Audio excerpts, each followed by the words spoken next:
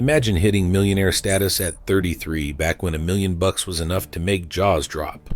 Now, picture running the biggest company on the planet and controlling a staggering 90% of America's oil supply by the time you're 43. That was John D Rockefeller.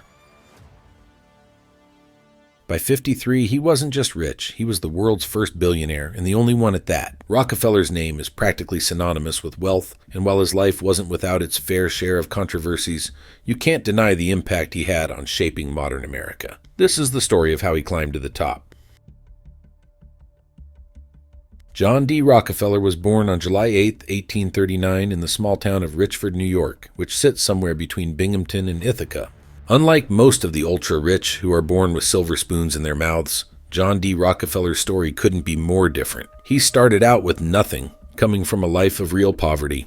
His journey isn't just another rags to riches tale, it's the real deal. John D Rockefeller was the eldest son in a family of 6 kids born to a traveling doctor and notorious snake oil salesman, William Big Bill Rockefeller, and his wife, Eliza Davison Rockefeller. His father, William Avery Rockefeller, was a bit of a character, a classic pitch man of the time. He was a bit of a drifter, disappearing for months on end, only to return home with pockets full of cash from his latest scam. On the flip side, John's mother, Eliza Davison Rockefeller, was the rock of the family. She was deeply religious and ran a tight ship at home. Eliza was all about hard work, saving every penny and giving to those in need. These values stuck with John and would shape him into the man who he would eventually become. By the time John D Rockefeller was just 12 years old, he had already saved up more than $50 from odd jobs around the neighborhood and raising a few turkeys for his mom. However, in 1853, the Rockefellers packed up and moved to Cleveland, Ohio. John enrolled in high school there and attended from 1853 to 1855. He was a whiz at math and joined the debating team, where he started honing his public speaking skills. Although he was just okay at it, the school pushed students to get comfortable speaking in front of others. This turned out to be a pretty handy skill for John, one that would come in clutch later in life as he navigated the business world. In the spring of 1855, young John D Rockefeller spent 10 weeks at Folsom's Commercial College, one of those chain colleges of the time. There he picked up skills like single and double entry bookkeeping, penmanship, and a crash course in commercial history, banking, and exchange. His father had already taught him how to draft business notes and other paperwork, always stressing the importance of being meticulous and treating contracts like sacred promises. By August 1855, 16-year-old Rockefeller hit the streets of Cleveland, hunting for a job as a bookkeeper or clerk. But Cleveland's economy wasn't exactly booming, and finding work was tough. Despite the challenges, Rockefeller made sure to dress the part, always showing up in a neat dark suit and black tie. Cleveland wasn't a big city back then, so in less than a week, he had knocked on the door of just about every business in town, sometimes returning to the same place 3 times. His persistence paid off on September 26, 1855, when he finally landed a job as an assistant bookkeeper with Hewitt & Tuttle, a firm that dealt in commission merchant and produce shipping. Rockefeller quickly made a name for himself at Hewitt & Tuttle with his serious work ethic and meticulous honesty. He was the kind of guy who wouldn't cut corners, not even if someone asked him to fudge a bill of lading. When it came to collecting overdue accounts, he was a master.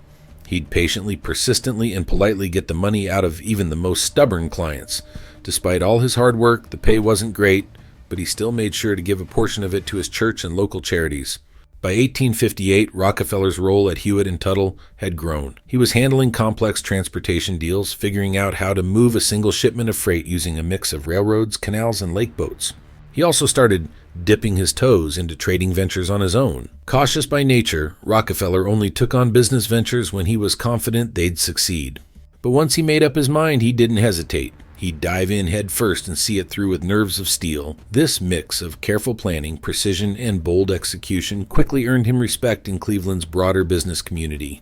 On March 1, 1859, just shy of his 20th birthday, Rockefeller decided it was time to go into business for himself. He teamed up with a neighbor, Maurice Clark, and each put up $2,000 to start Clark & Rockefeller, a commission merchant business dealing in grain, hay, meats, and various other goods.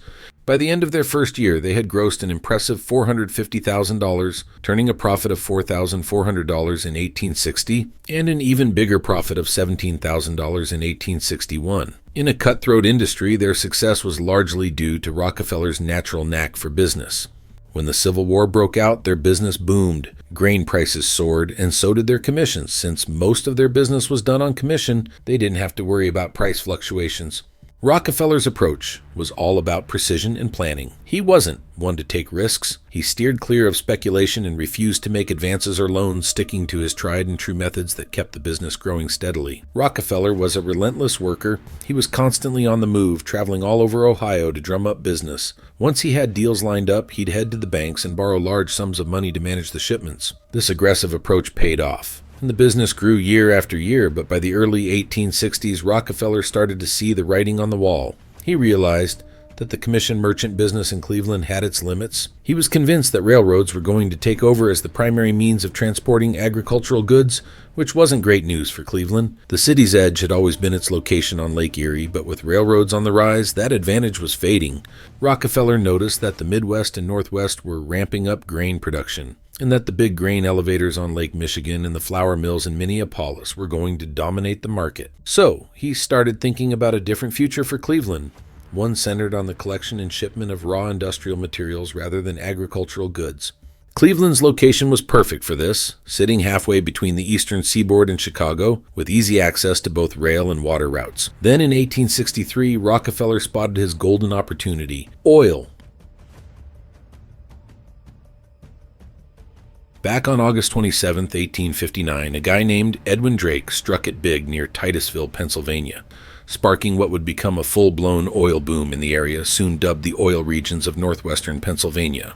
Drake wasn't some lone wolf. He was working for a group of investors out in New Haven, Connecticut, who had formed the Pennsylvania Rock Oil Company. These folks were smart. They'd snagged a sample of the local oil and had it analyzed by a Yale chemist. The verdict? This Pennsylvania oil was top-notch and could be refined into all sorts of useful stuff. Now, Drake didn't invent some brand new technology. What made his approach revolutionary was the idea of drilling for oil, just like people had been drilling for water. Sounds simple now, but back then it was a game changer. By 1859, the technology for drilling wells was pretty advanced. People had been drilling wells for water and salt, specifically brine, which they'd refined to get salt, all across the United States. And guess what? During all that drilling, especially in Pennsylvania, they'd often hit oil mixed in with the salt water. Most folks saw this as an annoying problem, but a few enterprising souls had already started selling this oil in small bottles, marketing it as a natural remedy or curative agent. It wasn't until Drake came along that people started to see the bigger picture and realized they could pump this stuff out of the ground on purpose and make a fortune doing it. In the 1850s, the oil refining game was already taking shape, though not quite like we know it today. It all kicked off in 1846 when a Canadian doctor named Abraham Gesner got crafty and patented a method to distill kerosene. His process used coal, and it was a pretty big deal. Just a few years later, in 1850, a Scottish chemist by the name of James Young came up with his own method to extract burning oils from petroleum using destructive distillation. Meanwhile, over in Boston, a couple of chemists, Luther and William Atwood, were busy in 1852 making lubricants from coal tar. But it was Samuel Downer, a whale oil merchant, who really cranked things up a notch. In 1856, he bought out the Atwoods and ramped up production to a whopping 650,000 gallons of refined oil a year. By 1861, coal oil lamps were all the rage, and even Cleveland was getting in on the action, making its own coal oil. Enter John D Rockefeller. In 1862, he started sniffing around the oil refining business, wondering if it might be worth getting into. By 1863, he had teamed up with Samuel Andrews and the Clark brothers to form Andrews, Clark and Company. Samuel Adams was already familiar with refining shale oil, and the Clarks brought some extra hands to the table. One of the big reasons Rockefeller decided to jump into the oil game was the arrival of the Atlantic and Great Western Railroad in Cleveland later that year. The A&GW stretched east to Meadville, Pennsylvania, then snaked up to Corry, Pennsylvania before crossing into New York State and linking up with the Erie Railroad. The A&GW even had branches running right into the heart of the oil regions, like Titusville and Franklin. This gave Cleveland a serious edge over Pittsburgh, which was stuck with the Pennsylvania Railroad. With two routes to New York City, the New York Central Lake shoreline and the A&GW Erie connection, Cleveland suddenly became a prime spot for the oil refining business. John D Rockefeller hated waste like nobody's business. He poured a ton of energy into squeezing every drop of efficiency out of his oil refining operation. To him, success was all about sweating the small stuff. He was so detail-oriented that he hired his own plumber, bought his own plumbing supplies, and even set up his own cooperage shop to make barrels for his oil. And he didn't stop there. He went out and bought white oak timber tracts just to make those barrels. But Rockefeller wasn't about to pay extra for shipping heavy green timber, so he built kilns right on the timber tracts to dry the wood on site. That way, the wood was lighter and cheaper to transport to his shop in Cleveland. He even bought his own wagons and horses to haul the timber. What Rockefeller was doing back then is what we'd call vertical integration today. Basically, he took control of every step of the process to cut costs and boost efficiency. By 1865, Rockefeller was just 24 years old, but was already making big moves. In February of that year, he bought out the Clark brothers, who had been his partners in the refining business, for $72,500. With the Clarks out of the picture, Rockefeller was free to run the show his way.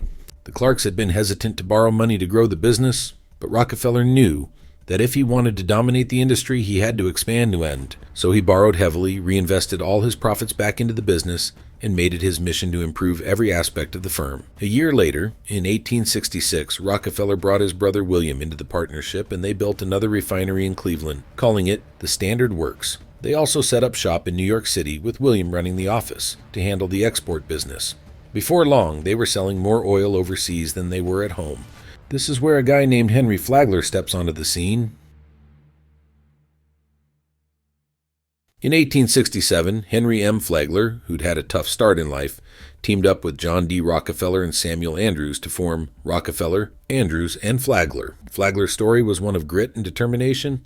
He dropped out of school at 14 and, not wanting to be a burden on his struggling family, set off on foot to the Erie Canal in 1844. He hitched a ride to Lake Erie and then made his way to Ohio on a lake steamer. Years before they joined forces, Rockefeller and Flagler had crossed paths in Bellevue, Ohio. At the time, Rockefeller was in the grain business, and Flagler was a grain merchant. Flagler had tried his hand at the salt well business, but it didn't pan out, and by 1865 he was broke. But Flagler wasn't one to stay down for long. He started rebuilding his fortune in Cleveland as a manufacturer of oil barrels and set up shop in the same building as Rockefeller.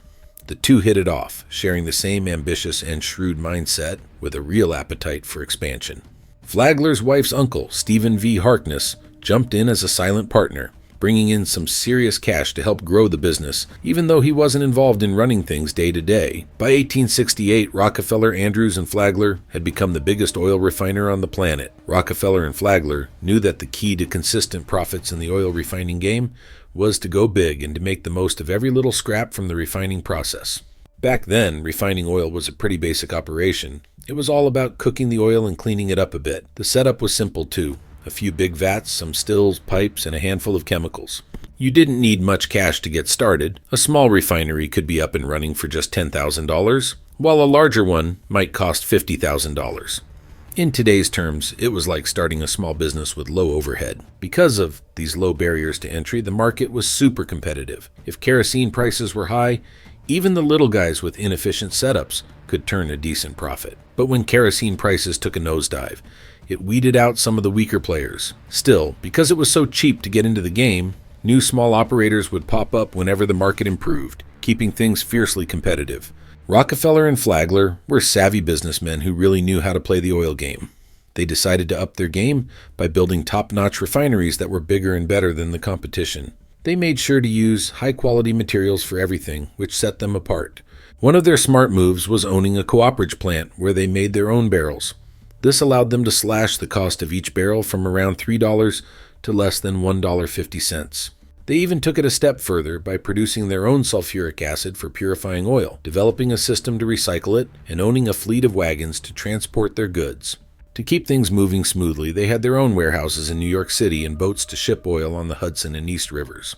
They were pioneers in using tank cars for shipping oil, which started off as large wooden tubs on flat cars, but eventually evolved into modern tank cars. They also built massive holding tanks near their refineries to store crude and refined oil, making it easy to manage. Because they were so big, they could afford to handle all the byproducts from refining kerosene. They started producing high-quality lubricating oil that quickly replaced lard oil for machines.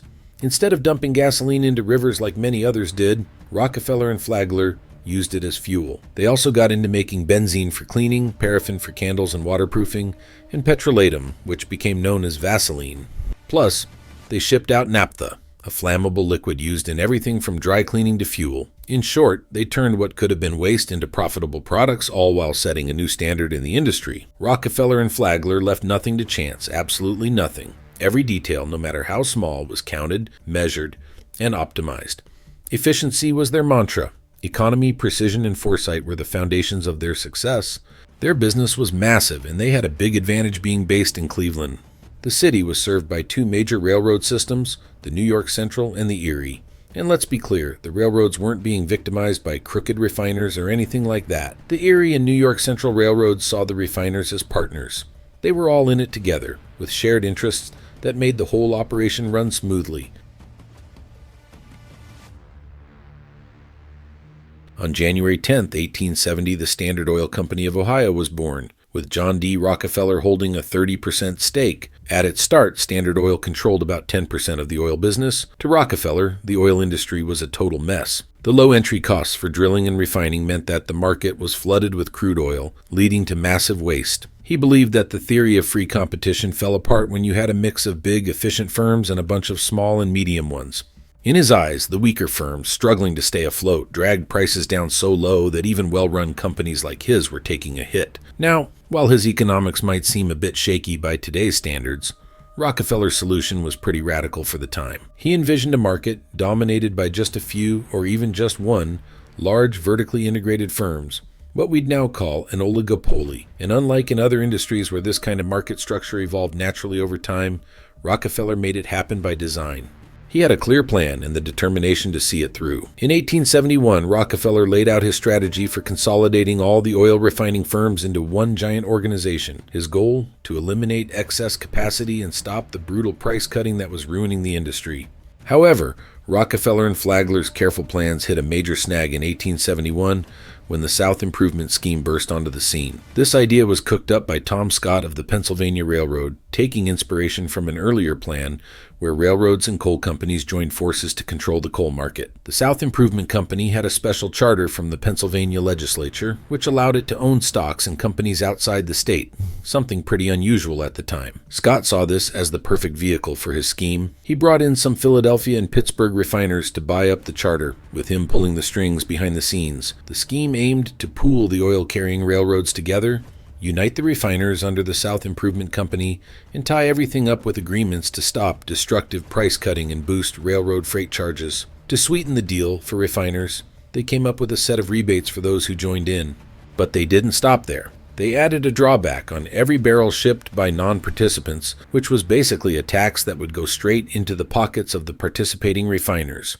However, the planners made a big mistake. They forgot to include the oil producers in the deal. When word got out, the oil drillers in the oil regions were furious and organized a massive boycott against the refiners and railroads involved in the scheme. The backlash was so strong that the whole thing collapsed in 1872 before it could even get off the ground. Many people at the time, and even some historians later, thought Rockefeller had been one of the masterminds behind the South Improvement Scheme. In reality, he wasn't. But he and Flagler did agree to participate and worked hard to set it up. Rockefeller's biggest mistake was staying silent during the whole fiasco. He later admitted that not speaking up allowed wild rumors to spread and tainted his reputation permanently, and regretted not bringing in the reporters to share his side of the story. In December 1871, while the drama over the South Improvement Scheme was still unfolding, Rockefeller and Flagler kicked off their big plan to consolidate the oil industry. They started by buying up all the competition in Cleveland, with Rockefeller personally handling the negotiations. He went after the strongest refineries first.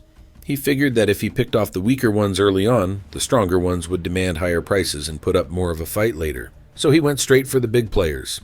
Rockefeller's method was pretty straightforward. He'd increase Standard Oil's capital, appraise the rival refinery, and offer the owners Standard Oil stock proportional to the value of their property and goodwill. They'd also be made partners in Standard Oil, and if they were particularly talented, they might even get a management role. If they insisted on cash, he'd pay up. While some owners later grumbled to the press about being treated unfairly, most were actually paid quite generously. Those who were smart enough to take Standard Oil stock ended up very wealthy. By March or April of 1872, Rockefeller had either bought out or merged with nearly all the refineries in Cleveland. The inefficient ones were shut down, and the good ones were upgraded to meet Rockefeller and Flagler's standards. After securing Cleveland, Standard Oil started expanding relentlessly, all while keeping their moves as secret as possible. Many of their competitors didn't even know what was happening until it was too late. In 1872, Jabez A. Bostwick joined the Standard. bringing with him valuable oil facilities on Long Island and New York Harbor. The following year, they acquired DeVoe Manufacturing Company in Chess, Carly, which had a crucial distribution network in Kentucky. By 1874, Standard Oil was building its own pipeline system, despite fierce resistance from Teamsters who saw their jobs threatened. But pipelines were just too efficient and cost-effective, so it was inevitable that they'd replace horse-drawn wagons for transporting oil. By 1875, Standard Oil was on a roll, buying more pipelines and merging them into the United Pipelines by 1877. Rockefeller and Flagler also struck a deal with the railroads. The Pennsylvania Railroad would carry 51% of Standard Oil shipments, with the Erie, New York Central, and Baltimore and Ohio railroads splitting the rest.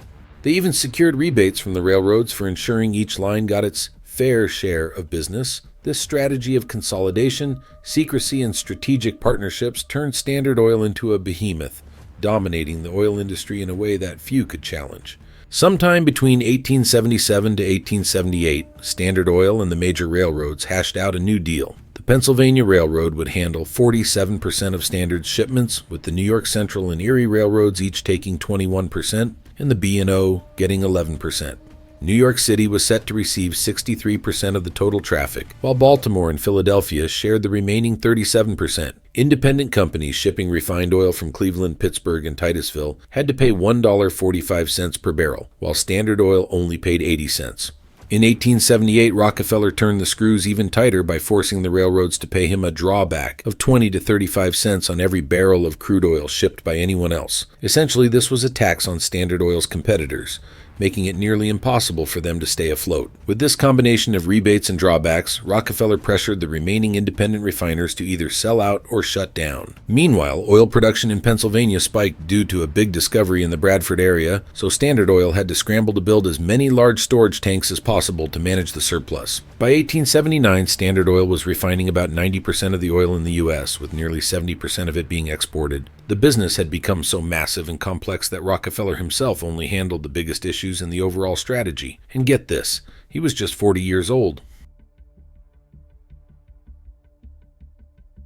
On January 2, 1882, the game-changing Standard Oil Trust was born. The brain behind it, attorney Samuel Dodd, who cooked up the idea of a trust. Here's how it worked. A board of trustees was set up, and all the various Standard Oil properties were handed over to them.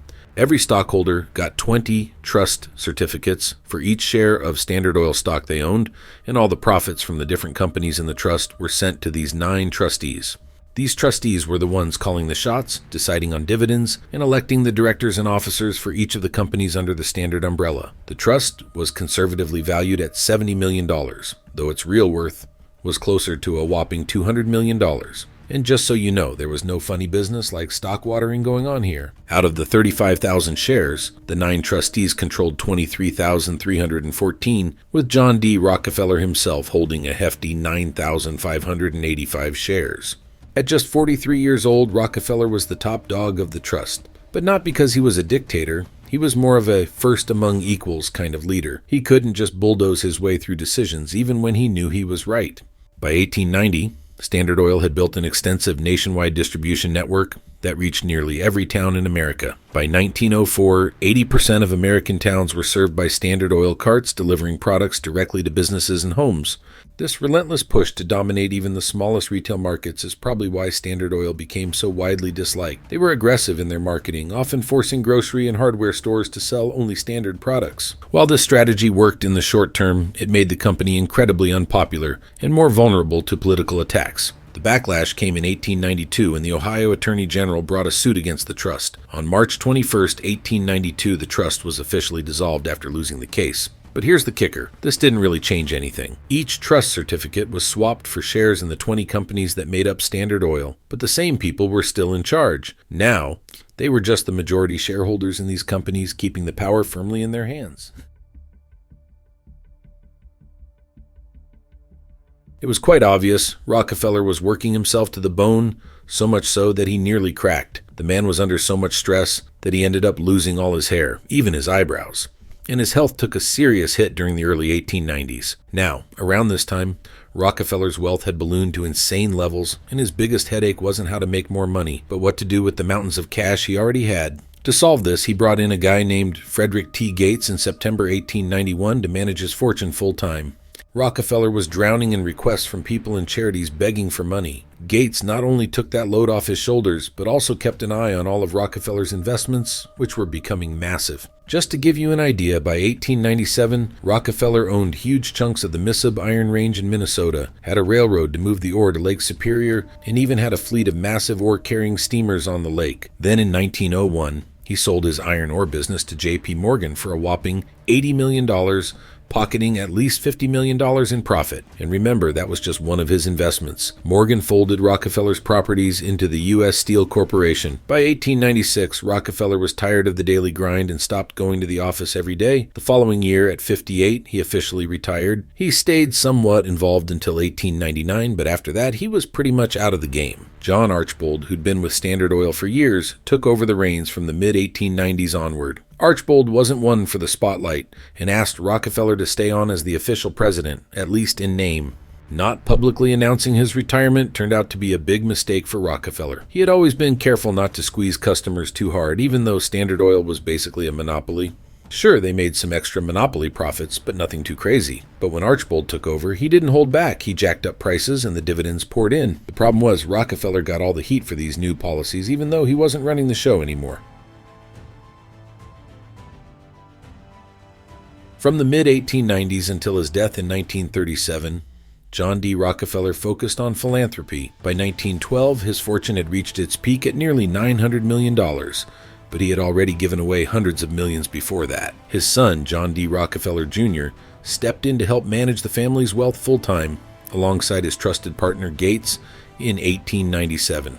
One of Rockefeller's most significant contributions was to the University of Chicago, which he played a crucial role in founding. By 1932, he had donated an impressive $75 million to the university. At the encouragement of his son, Rockefeller established the Rockefeller Institute for Medical Research, now known as Rockefeller University, to which he contributed $50 million by the 1930s. In 1903, John founded the General Education Board, which later evolved into the Rockefeller Foundation. This initiative was instrumental in establishing high schools across the South, providing free expert advice to improve education. They also collaborated with local funding to build these schools.